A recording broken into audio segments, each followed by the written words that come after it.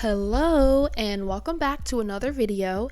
This is my June bullet journal video. Yay! There's gonna be a lot of little fun transitions and stuff. I finally updated my DaVinci Resolve from like the version 17 to version 20, and there's a bunch of new little effects and stuff, and they're super cute. But anyways, that's aside from the thing. Yeah, June. Warmth, flowers, blooming. Where April is like, it, conjures like, showers and rain and stuff.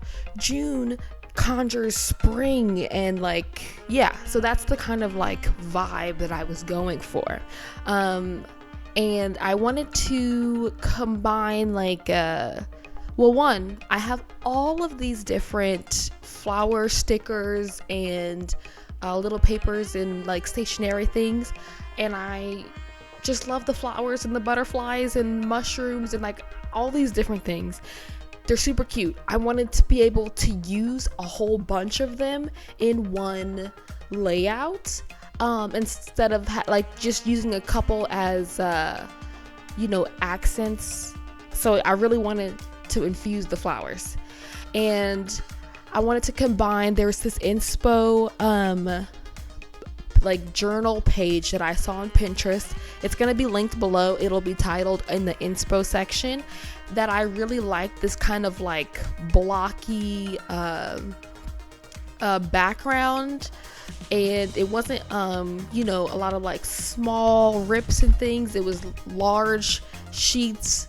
It was very blocky, and I really liked it, and I wanted to kind of do something in that vein, definitely for the cover, but throughout the layout for this month, and incorporate the flowers into it. So I knew I wanted to do something like that, but I didn't know exactly what I wanted to do.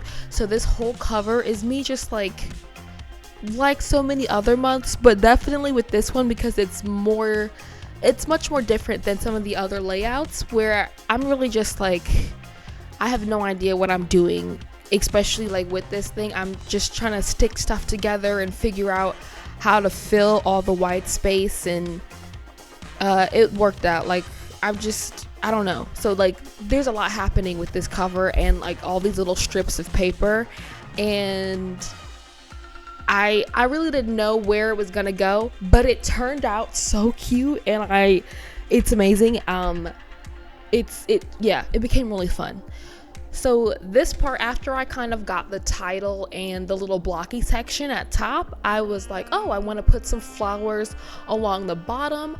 I think it was last year or the year before last, I did a tracker that ran across the bottom of my my journal pages, and it was flowers as my tracker, and I would just color for my mood tracker, and I would color in the flowers, and I thought that was really cute. So I wanted to do something similar with the flowers running along the bottom of the cover for this June, but with the stickers instead, because not a tracker, whole different situation. But I kind of had that thought, and I just started layering stuff on, and I really liked it, but I was struggling what to do with this white space on the sides. So then I kind of was just like, I kind of played with, maybe putting in more of the blocking. That's what you see, like the little pieces of paper flashing was me seeing if I liked it. I didn't. Then I just decided to use a bunch of the sticker scraps that I had from like cutting them off and stuff, and filling in the space, and then just putting more stickers on top. So it's just all flower stickers. Some of the larger ones that I don't get to use as much, like these leaves, I used to fill in a bunch of the white space, and then used other stickers, especially the ones that I didn't use a lot, like these mushroom ones. I've had the mushrooms and the butterfly stickers came from the same set. I've had them for months. I'm just not like a huge fan of mushrooms. Apparently that's supposedly like a Gen Z style thing, is like using mushrooms and stuff. I am a cusper, so maybe that aspect didn't hit me. But anyways, I really wanted to use some of these mushroom ones. They were cute. I just didn't like them in any of the others. So I got to use a lot of them in this layout in addition to the flowers. And then for my calendar, again, I wanted to carry over the sort of like block, designs in the block aesthetic with the flowers into this, but I didn't want to fill the entire page like I usually do with my calendars. I wanted to leave some white space in this one, which is the opposite of what I wanted to do for the cover. But yeah, so I'm kind of using my little papers and just sticking some stuff in places, and then I'm using the stickers as more of an accent on this page, and I'm reusing some of the, like when I cut off the excess from the bottom of my cover page, I put a portion of it at the bottom of the calendar. I do that a couple of times to use up those bottom stickers, and I'm just sticking things down here. And this wasn't like my intention going in. I was going to do like the same, like filling the whole page like I usually do, but when I laid that first piece down, that little purple paper, that first one, I just didn't like it, and I wanted to play with like angles. I didn't want everything to be I didn't want all the lines to be horizontal. I wanted some diagonal, and I was gonna say vertical, that's the same thing, but I wanted some more angles that were facing other directions with that white space. And yeah, and now we're going on to my financial log and my trackers page. This like romantic galaxy, I've had this page for months. It was in the my March kit that I used to do that one. It was in that kit, but I like the background. I like the orange, fuzzy mixing colors in the background. I hate that it says I hate this text in the middle of it, so I never used it so far. But luckily for this, I can cover it right up, and that's exactly what I did. And I wanted to keep with that kind of blocky, white space gap that I did in the calendar on this page, because usually, again, I always cover it completely up, but I wanted to do something a little bit different. I kind of liked it, and it worked out. Yeah, and then same thing for the tracker. I brought back having a background. This background is really cute, and it's now like halfway or so through the month where I have been using this journal. And I've been able to write over it. When I pick out my papers for the background like that I'm going to be writing on top of, I like to choose something that has a more subtle pattern, so the things that I am writing on top of it stand out and are legible. Yeah, because I don't really use like white pens or things when I'm doing that stuff, especially because on the trackers page everything is color coded, so different colors have to be able to stand out.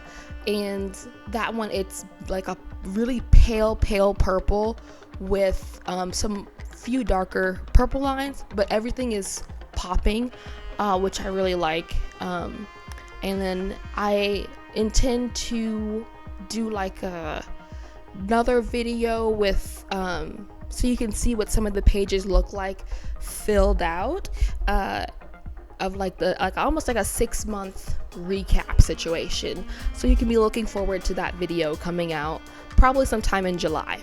And again, I just filled out the bottom of the favorites page. I left that space.